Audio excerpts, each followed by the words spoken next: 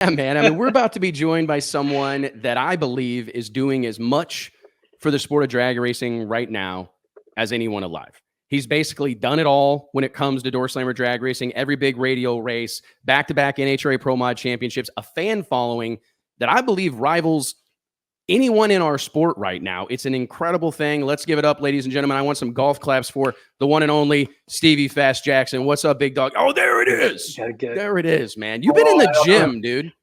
Always, man. I'm old, so if you're gonna keep racing when you're old, you got to work out a lot. Are you still doing CrossFit? Yeah, I drop in when I'm on the road, here and there. Yeah, but most of the time, CrossFit like workout. Yeah, I can tell, man. You're looking lean and mean. This isn't the question that I wrote down, and all these guys that are in my ear are about to kill me because I'm going to derail this damn thing in minute 30. Minute one. Fitness and nutrition. I'm gonna derail this thing. Drag racing and no prep. Let's talk about meal prep. Let's talk about meal prep. But seriously, is that just where drag racing and even doorslammer drag racing is right now? You've got to treat yourself like an athlete. I mean, you can't be in there. I mean, we talk about it all the time, these guys that can't get their car to weight because of these guys. I would love to be able to eat a cheeseburger every day. But if Billy Stockland sees me walking around with a ham sandwich, he's like, hey, what you going to do with that? You taking that somewhere? You're not going to eat that, are you? Because our car wants a bite. Ounces overweight at the end of the last run. It's so competitive now. If you're not a smaller frame driver, you're at a disadvantage. You'll see guys that are big muscular guys, tall guys that run well. But at the end of the day, a lot of our races are decided by less than 10 thou, and quarter mile racing, 5 pounds is more than 10 thou. So it's pretty competitive. I treat it like it's a profession. I think it's spectacular, man. I really do. It's a pain in the ass because I like fried chicken and booze. I am from the South. Yes. So, when I get old and retire, my goal is to be about 475. Well, hey, man, speaking of goals, I know we all kind of I think we fell short a little bit this past weekend at Brainerd International Raceway. Not what we wanted to see in terms of car count, but watching the show, looking at pictures, hearing from people such as yourself, what an incredible reception from the fan base there. I believe this was your first time ever in that part of the country, ever at Brainerd International Raceway. Stevie, but before we do any, dissecting what's going on for the hardcores that follow this show, can you just take us through what it was like to go to a part of the country like that, race there, and the reception you received? Man, it was, it's kind of like racing in Denver at the World Series of Pro Mod. You see these beautiful tracks and these landscapes, but you don't ever go there. Doesn't make good financial sense to go there. It's far away. But then, you complain about it. I whined about it that being on the schedule the whole time because of how much it costs us to go. Then you get out there and you see people that have been camping in a campground for 10 days waiting for you to get there. You got families bring their kids up who have never seen a Pro Modified. I cannot tell you how many times, dozens of times, I got asked the question from casual fans, can you explain the mechanical differences between a Pro Stock and a Pro Mod car? We've seen Pro Stock run. We've never seen you guys. And these are people that get it. These are hardcore, passionate fans. And, you go through and explain it to them.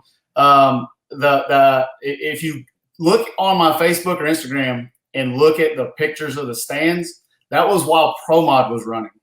That was not when fuel cars were running or anything else. The place was packed. It's off the chain. The scenery is beautiful. I hope we continue to keep it on the schedule. If you've never seen the zoo, I can't describe it to you.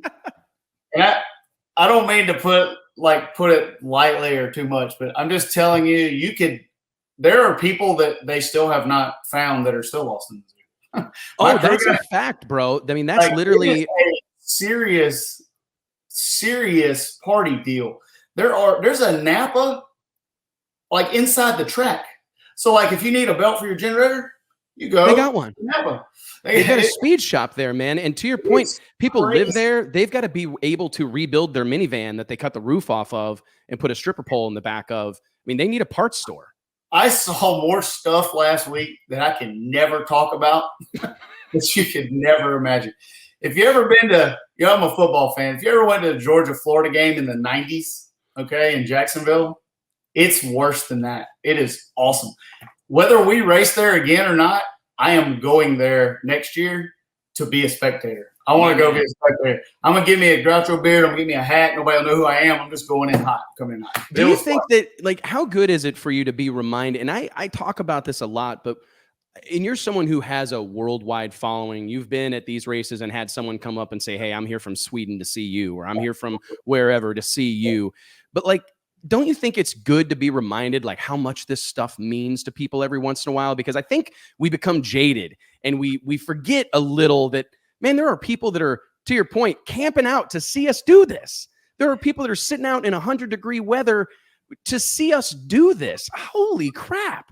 Almost one time every event, if not every single event. Now, I want you to ask Billy Stockton or one of my guys. In one of the opening rounds of qualifying, I will key up a radio and I will tell them to look up at the stands and quit looking down the racetrack and realize why we are here. I got goosebumps. It gives me goosebumps. I had a kid this weekend, 16-year-old kid, come up, taller than me. And his dad brings him up, and he's got on an old KTR visor, like an old one, like faded. We're talking about 2009-ish area. I gave that visor to this kid at a race sometime way back when, and he's been waiting to get it signed. And like, how do you compete with that? Like, what the car? Where do we go from here? You have the opportunity to inspire somebody to follow drag racing for a couple years. So like that, stuff like that, like tears my heartstrings up. I wear my heart on my sleeves, but the passion, we cannot, as motorsports enthusiasts, as an industry, as sponsors and manufacturers, ignore the fact that we have to chase how to make fans passionate, and that matters in what we do. How many times have you heard me say that it does not matter what the car runs? How many times? 10,000. Yeah. Right. Because it doesn't matter what the car runs. It matters about the people in the cars. And it was a really cool thing, and I can't wait to do it. Like, you're singing our song, Stevie. We've been talking about this. I mean, honestly, it's the reason Drag Illustrated Magazines exists. I remember looking at my desk, right? I was at my parents' house. I was like 18. All these magazines I'm looking at, they all got cars on the cover of them. Right. And I thought to myself, like, man, Rolling Stone would never put a guitar on the cover or a drum or a cymbal, right? Sports Illustrated would never put a basketball or a baseball, or so. I guess they might have put a flat football on it after the whole Deflategate thing. But my point is that they put the people that use these instruments on the cover, right? It's not about the guitar, it's about the guitar player. And that's what I see in drag racing. And we've committed our lives to it. Like everybody on this show right now, we spent the last 15 years trying to put faces to the vinyl letters on those windows, trying to put faces to the names, because I believe the only way we're going to get this sport where I believe it can go and should be right now is by celebrating superstars such as yourself and letting people get to know you. And, in fairness, decide whether they love or hate you, because that's what I'm after. I'm after the polarizing thing. I want people to take sides, because when you take sides, you start to care. Now you're invested, and that's how we get this sport to the next level.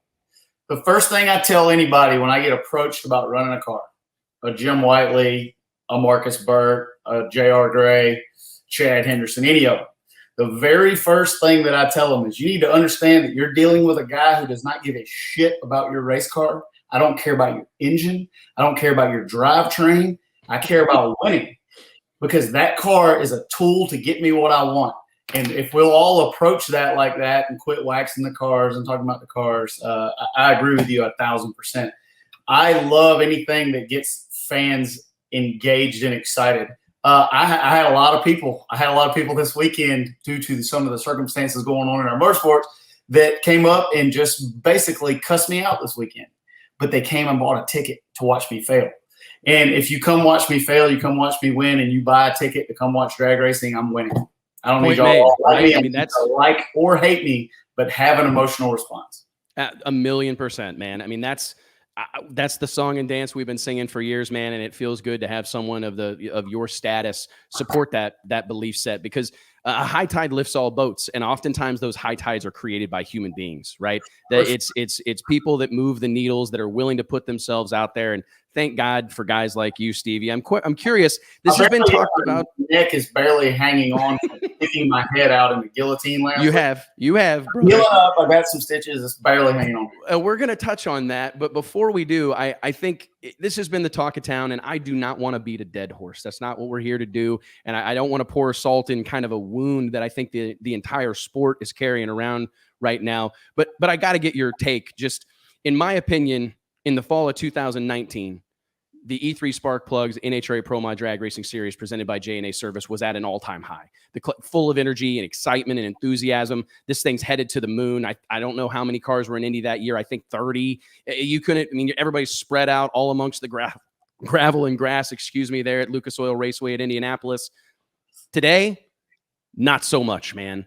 We had 7 cars at the Brainerd National event, 9 in Denver. We obviously know there are some logistic, geographical battles that those two facilities present for racers. But can you kind of tell me where you think we are as a category right now, where Pro Mod is compared to where we were? You want the truth or you want the polished version? I would really like the truth, man. I mean, because I think that's what we're here to do, is be authentic. And I don't want to put you on the spot, and I never ever want to put any of our guests in a compromising position, man. But these conversations have to be had. There's nobody I'm going to offend that pays my bills, so I don't care.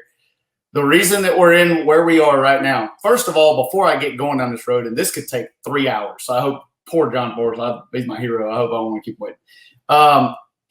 I don't think you can look at the car count in Denver and Brainerd, and I'll tell you why. One, it's the middle of the summer. Pro Mod racing quarter mile NHRA has never been well attended in the summer.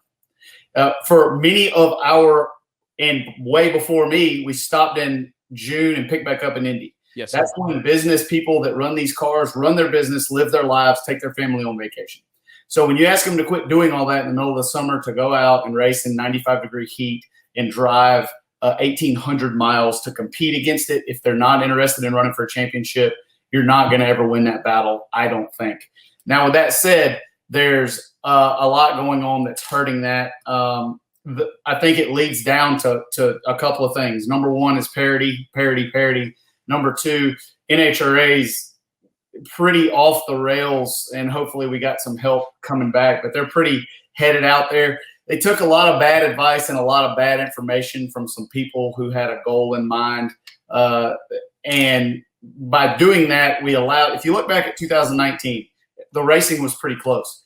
We were destroying the field, but we were destroying our combination, not just the rest of the field. We didn't have the turbos covered by forever, and we didn't have the nitro covered forever. We had even a root sports covered by forever. The turbo community got caught with their hand in the cookie jar that they've had in the cookie jar for a long time. Because of that, we needed a new combination to run, because nobody wants to everybody to know how far in the cookie jar they are. So we let a combination come in with very little data on it. There was a couple exhibition runs run throughout the year where they ran 580s at 235 on the wood. Everybody's good to go. We're going to let this thing in. I'm told NHRA before this happened, you're not going to get any cars. You're just going to cost everybody money. When you allow a new power adder to come in without a direct, clear path of, hey, there's a guy over there that's got a Pro Charger, or there's a girl over there that's got one, all you do is make all the people that were already racing spend $350,000. So then we get this thing in there, and all we hear in 2020 is the parity's good. We're running it as hard as it'll go.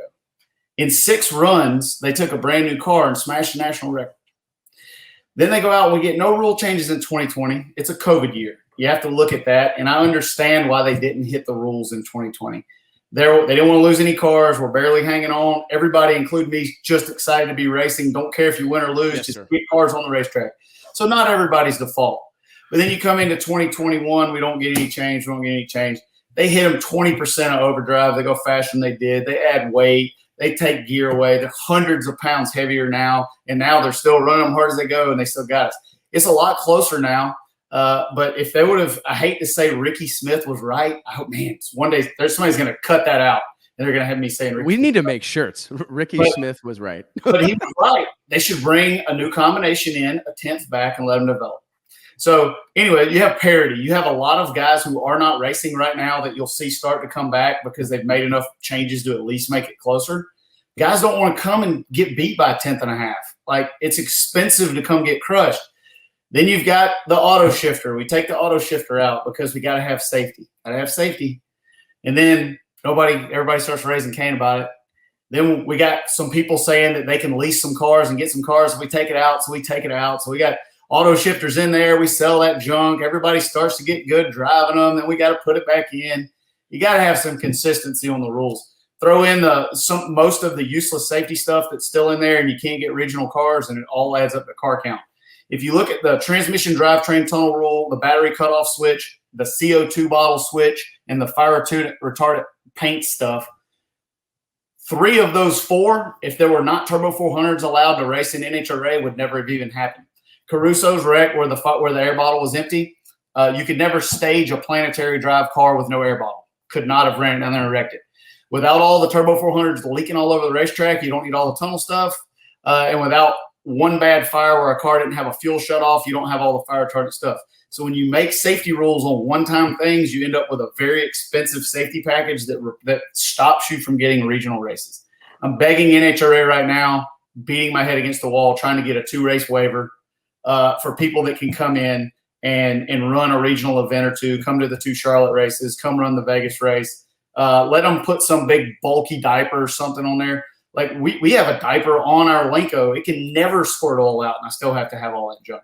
I don't know if they're receptive or not, but I had some conversations with them this weekend, and they at least want to talk about it. I think that's a very valid point to make, Stevie, because that was one of the things that really had me beating my head against the wall. On the heels of that announcement that the Real Pro Mod Association would be going away, NHRA was going to take over the class, and we were hearing things like, hey, no more car quotas, come one, come all. If you want to buy a tech card, you can come run Pro Mod in the NHRA. We're all excited about that, but they bookend that decision with all these new safety devices and all these new safety rules, and I go, man, you just shot, it's over. All those cars, all those guys that were starting to get excited going, you know what? I can't go to them all, but I want to go to a couple when they come close. All those guys say, you know what? Never mind. Right. And I think the belief is that like, oh, what's 15 grand to a guy that's got a $500,000 race operation or whatever? It's not that simple. It's not that simple. It's not 15, first of all. I think it's 23,000, I think, but it's not 23,000. It's the fact that most of these cars that compete in the regional series that you need to attract cannot afford to weigh 15 pounds heavier. All right. All this stuff is heavy. When you make the guy, it's not that they don't want to spend the money. Great point. If you're coming and you're a regional competitor and you don't run an HRA a lot, you're probably not going to win if you show up at a race. And you can, it's happened before, but you're probably not going to. These guys are coming to be part of a big show, race on the big stage, have fun, get some experience, get their feet wet and see if they like to do it, see if they want to come back and build a car for it. Personal opinion, if we could have 16 or 18 Stevies, touring pros, yourself, Jose Gonzalez, the list goes on. If we had 16 touring pros, maybe 14 to 16 touring pros, but could roll into Charlotte and get Jay Cox and get Jason Harris and go up into the New England area and get Freddie Scriba or wherever, get some of these regional guys, this thing would be painfully badass. I mean, it would be a barn burner every time out. You have this group of touring pros that support them all, but every race you're able to pull in 4, 5, 6, maybe 10 regional players. Man, you've got a barn burner of a show on your hands. And I really think that the only thing that's keeping that from happening, obviously the rules a little bit in disarray right now. I do feel like we're making progress, but this 2-race waiver, that could really be a difference maker for the series headed into the end of 2021. And I pitched when they threw the auto shifter out. I was running down the street screaming naked, hey, let's leave, let auto shifts in with a 25-pound weight penalty. That way, if I can shift my car, I got an advantage. We don't keep anybody that wants to lease a car from coming away. Didn't win that. But if we can get a deal with a 2-race waiver, you know how exciting it would be to have Jay Cox come up and allow me to crush him by a half a second in Charlotte? Or you get somebody that's well-funded. I got chills. Like Tommy Franklin. And when Jay comes out and beats me at my game, you know how good that is for the sport? Like, it's really good. And you can even make it simple. Tell them if they got a Turbo 400, if you decide you want to run a Chevrolet Suburban transmission, you got to have something to help you. But don't make them weld stuff to their car, cover it all up. Give them a 2-race waiver. I told NHRA this weekend, I said, type out a waiver that says you're going to die and this is going to kill you and we're not going to even put the fire out and you know you're coming to die. Sign it here. Get your kids away and let them sign it. You'll be off the hook for insurance. Like, say it on there 10 times you're going to die. Like, you have no chance of life. You understand this is the last day you'll be on Earth. You don't will have not survive. And give it. Don't make it a 1 race. Make it a 2 race. If we go to Charlotte and Virginia, you won't be able to come regionally. So I think that would be awesome. And then the other thing you got to do to keep cars coming is you have to cut costs down. Letting the Pro Charger in is great. Almost went to it. It cost everybody $300,000 to $400,000. Overdrive rule, $300,000 to $400,000. New rear gear rule we just got last week. They'll be right back up there. It's going to cost them a couple $100,000. Now we're talking about letting screw blowers in. You're not going to get a car. You're just going to make everybody go spend $300,000 to get a screw blower. You're not going to get a car. We got to, at least before we talk about doing anything crazy, let's keep it simple and try to get some common sense decisions in the technical department to bring some cars. The screw charger thing really scared me, and I'm not sure how many of our viewers are privy to this conversation that's being had. Stevie, you and I jumped on the phone about this last week. It's like, I'm not trying to be that guy, but history tells us that everywhere screw blowers go, they ruin it. Like, listen, I love those cars and it's awesome. Pro Extreme at its height was fantastic. But they belong on funny cars. By and large, my opinion is they belong on funny cars or outlaw pro mods, right? Where they've been welcomed and integrated into the program for a long time. But I'm with you. I don't see the inclusion of screw blowers putting any more full-time racers into rotation here. Zero. All you're going to do is make me buy one, make Jose buy one, make Belushi buy one, make Dustin buy one, make everybody buy one. And we'll all have the same thing again. We'll just have to spend a bunch of money. They cannot get parity with 4 combinations remotely close. I don't know how we'll add something else. I'm hoping that doesn't happen, or at least it's further down the road, but that's I'm hearing people are buying them. Okay. Question 3. I'm curious about this. Do you think we've made progress towards parity? I mean, Jose wins what, 3rd in the row. Pro Chargers, Justin Bond put on a hell of a show this weekend. Thank God he's okay. Walked away from a scary incident there on the top end at Brainerd International. Do you feel like the recent rule changes from the NHRA have taken us closer to, I think you'll agree, the illusion of parity in NHRA Pro Mod drag racing? It's closer than what it's been. It's not what I think needs to be done. I don't know. You can never compete with something that makes 55 pounds of boost and is capable of supporting 4,000 horsepower and have it paired up with 2 or 3 other combinations that make 2,800 to 3,000 horsepower and make 40 pounds of boost. What you are doing and what you have done is you're creating the turbo problem paradox all over again. You know how many turbo cars there'd still be if they would have just made everybody put some 67 millimeter or 72 or 76 millimeter turbos on cars 10 years ago? Remember when they had 94 millimeter turbos and no boost controller in quarter mile, and they like put a boost controller on the 94s and the whole world ended because they would never be able to compete? Yes. It's the same thing. The supercharger that's on the car, the Pro Charger, is the cheapest thing these guys buy. I promise you. If they do not put the right size compressor on it, and I actually had a conversation with some Pro Charger crew chiefs this weekend, and I think they're starting to see that. If they don't put the right size compressor on this thing, by the time they get parity, because they eventually will, if there's anybody left that'll race, it'll be so hard and so complicated to race that you'd never consider wanting to do it. So, yes, we're closer to parity. We made one run in Q1 in Brainerd, and the NHRA officials on the top end are jumping up and down that we got parity. We did it. One run. We're within 200 or 300. So we finally got it. And I looked at him. I said, "Are y'all insane? Like, it's going to take you 3 or 4 races to see if we have parity." Now, it's closer than what it's been. I had a car that could win this weekend. We broke a rod running JR. Barely made it back up there for E2. Janice and his whole team and JR had to help us put an engine in. We really struggled with some mechanical stuff. The timing was 4 degrees off when we got crushed. But Jose only went 584 on that run. So, like, I had a car that was capable of winning. I think Brandon Snyder did too. So it is closer. I definitely don't think they're like tapped out or anything. I mean, they got a rule change on Thursday before the race, and they still were able to win. So definitely they're not tapped out, but it's better. It's why not put a small, like, what, there's 140s on the Pro Charger, like an F1, it's a 140, right? It's 140. Why not put a smaller blower on? I mean, what's stopping that? Why can't that conversation be? I was told, and it is being now more. To start with, they didn't want to change it after, they got some information that allowed them to go down a path from some people that weren't being as honest as they should have been and forthcoming. And then they didn't want to change the blower because of the cost of the supercharger, because they're expensive. Those things are expensive. You got to have 2 or 3 of them, right? But if you look at what they've spent versus what they would have spent if they put the right compressor on it, it's very small. The thing needs a 131 on it, needs a 136 something. To your point, I remember Steve Petty told me this would have been at like Gainesville probably 10 years ago. Crew chiefing on the yellow C5 Corvette of Troy Coughlin's.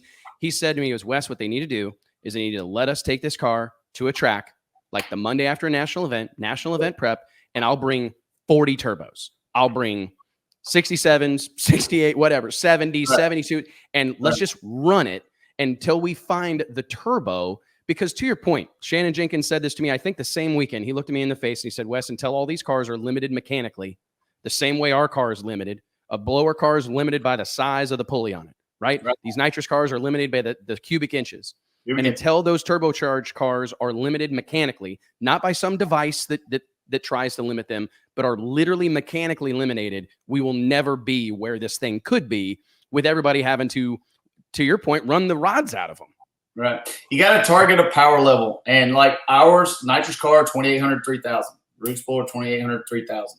I think the turbo cars, if you were to, right now is the perfect time to rebuild the turbo because there's no cars coming. You're not going to cost anybody $1 to come. Go ahead and take a stab at putting some small turbos on it. Or if you don't want to do that, give them a couple pounds of boost because they probably need it. If everybody didn't have their can in a cookie jar, they probably would have been okay at the boost level. And then you got to put something on the ProCharger card that doesn't make 4,000, because when it makes 4,000 or 3,500, it's really hard quarter mile to reel it in. And I'm preaching to the choir, but we they got to do something. At the heart of car count is parity. People want to win, and if you do not have a chance to show up and win, it's going to hurt car count. I am optimistic. We're going to have a full field in Indy. I expect 20 to 24 cars in Charlotte. Charlotte will be back good. We got a lot of guys coming to Indy that did not come out west. Ricky's coming. Jeffrey's coming to run the nitrous car. We've got Jim's going to come. And then I know I think Lyle's coming, maybe a Jason Scruggs, a Mike Castellano. We've got some talent coming to run Indy. And then Charlotte, we've also got the Jones cars, the 3 of those coming back. Jones Racing. I think Eric Latino's talking about coming back for Charlotte. So I'm expecting. That's a who's who. That's a hell of a race right there with just the guys you mentioned. So I don't think you can ever. I think if you make emotional decisions off of 1 or 2 races, it's just like them making an emotional safety decision off of 1 transmission failure. I don't think you can look at 2 races that are never going to have. I mean, Vegas. I hate to say this, but like you're going to have 5 or 6 cars in Vegas too. It's far to drive. There's not as many touring full-time teams, and it's expensive. So, like, I think you can look at the brunt of the season as we get back in the East Coast. I think we saw it in Vegas last year. 7 cars, right? Right. I mean, it's going to be more exciting to get back East Coast racing. I don't want to jump up and down and say the world is ending until we go to a couple more races. I feel you, man. And I appreciate that positive outlook. We love to deliver that here via Drag Illustrated and the Wes Buck Show. We would be criminals, Stevie, if we didn't touch this. I've gotten a notification from Sarah Slaughter, the PR director over there at John Force Racing, that John's running a little bit behind. So we got a few minutes here. I would love, you got to fill us in on this whole no prep situation, man. I've got a bunch of questions about it. You've been very busy making videos yourself the last couple of weeks. I'm sure you've got a lot to say, but I think what I want to ask is, does that style of racing interest you at all? Does it pique your curiosity whatsoever? No, the money does. What they're paying does, and the passion from the fans does. Competing in that sort of arena does not. And I've had conversations with some of the powers that be on the TV show, and being famous or being on a television show, being successful, zero interest. I want that $40,000 a race that they're paying. So that piques my interest. Getting into a passionate group of fans, like, you think Pro Mod fans are passionate? You should see my email inbox the last week. No prep is a whole different level. And I like that. I think that's good. I think that anything that brings attention to our sport is good. I think that those guys have brought a demographic of fan to our sport that relates to dollars and cents for even me. It gives us a footprint that allows me to go into a boardroom and show them that footprint. If you don't think I don't use some of the demographics from some of those events that they have in some of my presentations when I'm just throwing a broad dart in a sponsorship proposal, I absolutely do. I support anything that brings fans to the class. The issue that I have, and let me tell you what piques my interest, is when we have the illusion that it's not a TV show. Okay? As long as everybody knows it's a TV show and it's not a how good you are, you get to win race, and it's a we pick you because we like you or because you've done this, then that is one thing. But when you start saying that no matter how good you are, your merit, your credentials, or how competitive you have shown to be for the last 25 years, we won't let you race over here, but we're still going to talk shit about you. That's a problem for me. It's like this. They still, for 10 days, because they pissed me off last week. So I started making some calls. I was like, I'm going to buy a car. I'm going to build a car. It feels like you're crazy. They're never going to let you race over there. So I started poking around. I said, I want to know how I can come enter. I have asked this question on every forum, every media site, and every contact, and every email inbox I can find. I don't want special treatment. I don't want you to let me in. I want to know, how do I do it? I just want a structure. If I got to run it for 3 years and go win 75 races, that's fine. But there's no path to do it. So for me to go spend $250,000 to go crush those guys, it doesn't make good financial sense. I like football. You like sports? Absolutely. All right. Thanksgiving, I'll give you an example of what this is like. Thanksgiving, we have a family football game in the front yard. We had it since I was 5 years old. It's called a Turkey Bowl in Augusta, Georgia. You like Fletcher Cox? Big fan. Big fan. One of my buddies. I tuned his car a long time ago. I used to drive it. Huge respect for Fletcher. Now, if I called up Fletcher on Thanksgiving and I said, the Philadelphia Eagles suck and you suck, we're here in Augusta, Georgia at the Turkey Bowl in my front yard in Evans, Georgia, and we will destroy you. You can never compete over here. If you brought them Philadelphia Eagles over here, we would beat you into oblivion. Is Fletcher supposed to get all them guys on a plane and come here? What would happen if he did? And then I said, Fletcher, I'm just talking shit. We won't let you come play because we're better than you. How's that silly? Fletcher, fill the Turkey Bowl. Fletcher, do not come hit me at the Turkey Bowl because that joker, he'll show up on Thanksgiving and play. Oh, he's a big, scary dude. He's a big, scary man. And he makes me feel like a child when I'm around him. But you know what? To be honest, I think that's a really freaking fair analogy. I mean, I think that's a really, really fair analogy. But to their defense, I've said this about pro wrestling. I don't know if you're a pro wrestling fan. I'm a big pro wrestling guy. You know, if the WWE rolls into Fort Worth, Texas next weekend, they're not going to bring all their biggest stars, John Cena and Roman Reigns and all these guys out to the ring and then send a call out to the crowd. Anybody want to come in here and try somebody on? Because I guarantee you there's somebody wearing a cowboy hat, overalls, and boots that would come in there and tromp a mud hole in John Cena's ass. Right. And then their big star, holy cow, is now laid out in the squared circle. What do we do now? So I understand Discovery Channel and I understand the Street Outlaws perspective because they got to protect their stars. They got to protect their shows. But to your point, you can't argue that you're the baddest in the world and come one, come all, we'll crush everybody if you're not prepared to have Fletcher Cox show up at Turkey Bowl. At Turkey Bowl and just like DDT me into a coma. And I mean, no, I got so much hate mail thinking that last week I'm hating on grassroots motorsports enthusiasts or people that are coming up and trying to do it. And if you think that about me, you haven't been a motorsports fan very long. I have probably less than anybody out here that does what I do. I come from nothing. I have raced in junk on nothing. And I am for anything that brings fans and brings folks into motorsports. Seeing those fans get so passionate about their favorite racer over there, man, that gets my heart pumping. I like that. And I want those guys to have a good show, and I want them to do that. If the No Prep people will issue a press release saying that we are sorry, we don't want you to come over here, we didn't mean it, I'll go away quietly into the night. But if y'all keep paying a bunch of money and telling me I can't do it, I'm going to figure out a way to do it.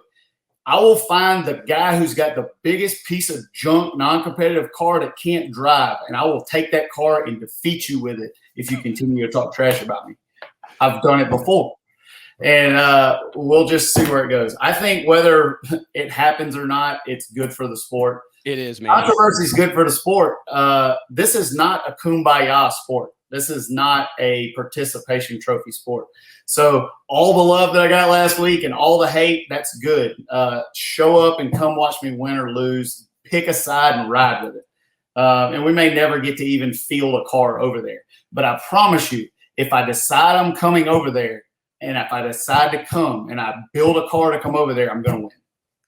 Stevie, thank you so much, man. What an ambassador for the sport of drag racing. Love your passion, love the enthusiasm, and I can't wait to see what happens next, man. This kind of reminds me of like Michael Jordan. Who's better, Michael Jordan or LeBron James? We're never going to get to see those guys play each other. We're never going to get to actually see that happen. But man, is it fun to debate. It's fantastic for sports, and this whole situation with you and the Street Outlaws has been fantastic for the sport of drag racing. So thanks for playing along, man. I think you guys need to hear that. There are those of us in this sport that we appreciate you guys that are willing to play the part, because I know you have to put that on. You have to go, okay, I got to do it. I had sponsors call and yell at me so much last week, and I told all of them, I said, you know who you're sponsoring, and I can't always wear a white hat. Sometimes you got to be the bad guy, and I'm okay. If motorsports needs a bad guy, I'll be the bad guy. I've been a bad guy before, so that's no problem. I'm excited to see where that whole thing goes. It could end up being something fun and huge. It could be nothing. But if motorsports wins, then I win, and I'm excited about it. From your mouth to God's ears, Stevie, thank you so much for being here, brother. We appreciate you a ton. One more thing. All right, my hero, the man himself. He's right here. Coming on, make sure he knows that if something happens, you don't feel good one day. You got an extra car laying around. You just need somebody to blaze her down through her on Monday morning. Call me. I'm ready. I got a helmet, fire suit. Look, I'm all ready. I get all excited and stuff. I'm just watching. Oh, John, do you need a test pilot? Thank you, Stevie. You can if you got something dumb you want to try, it's going to blow the body off and tear everything up, put me in it.